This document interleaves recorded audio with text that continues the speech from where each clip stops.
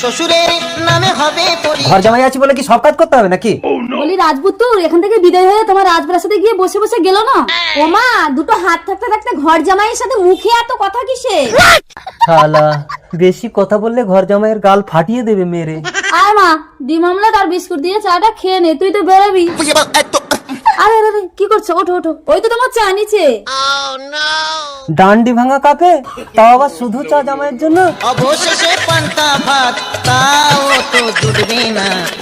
আহা বেচারা ঘর জামাই। ও দাও আমার দেরি হচ্ছে। বলছি তুমি প্রতিদিন কোথায় যাও গো?